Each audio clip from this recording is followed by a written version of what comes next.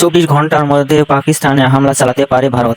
পাক তথ্যমন্ত্রীর এই আশঙ্কার মধ্যে মঙ্গলবার গভীর রাতে দেশ দুটির যুদ্ধবিমানের মধ্যে ধাওয়া পাল্টা ধাওয়া হয়েছে।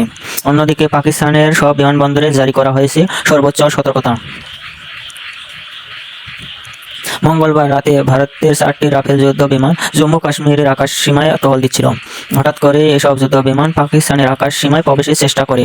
নজরে আসা মাত্রই পাকিস্তানের যুদ্ধ বিমান ওসব বিমানকে ধাওয়া করে। ফলে ভারতের যুদ্ধ বিমানগুলো পাকিস্তানের আকাশ সীমায় কক্ষে ফিরে আসে। এই ধাওয়া পাল্টা ধাওয়ার খবরটি নিশ্চিত করেছে পাকিস্তানের সংবাদ মাধ্যম জিও নিউজ।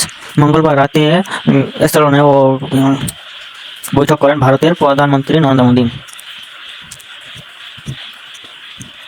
সেখানে সামরিক বাহিনীকে পেহেলগামে পাল্টা আঘাত করার পূর্ণ স্বাধীনতা দেন তিনি। আর এই নির্দেশে কয়েক ঘন্টা পরেই ধাওয়া পাল্টা ধাওয়া ঘটনা ঘটল। এদিকে বুধবার পাকিস্তানের তথ্যমন্ত্রী আতাউল্লাহ তাহার জানান, গোয়েন্দা তথ্য মতে ভারত আগামী 24 থেকে 36 ঘন্টার মধ্যে পাকিস্তানে হামলা চালাতে পারে। ভারত যদি হামলা করে তবে পাকিস্তান ঠিকঠাক জবাব দেবে, আর এই অঞ্চলে যে কোনো খারাপ পরিণতির জন্য ভারত পুরোপুরি দায়ী থাকবে। পাক ভারতের টান টান চলমান উত্তেজনার মধ্যে দেশ দুটির প্রধানমন্ত্রীর সঙ্গে কথা বলবেন মার্কিন পররাষ্ট্রমন্ত্রী মার্ক টোলিও। মঙ্গলবার যুক্তরাষ্ট্রের পররাষ্ট্র দপ্তরের মুখপাত্র টেমি ব্রুস সেই কথা জানান। এর আগে ওয়াশিংটন জানায়, উত্তেজনা কমাতে পাকিস্তান ও ভারতের কর্মকর্তাদের সঙ্গে যোগাযোগ করছে ওয়াশিংটন।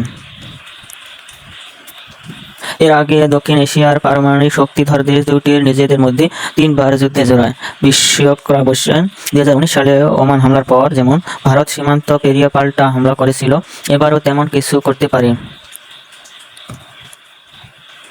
পুলওয়ামায় আত্মঘাতী বোমা হামলায় নিহত হয় 16 জন ভারতীয় সামরিক।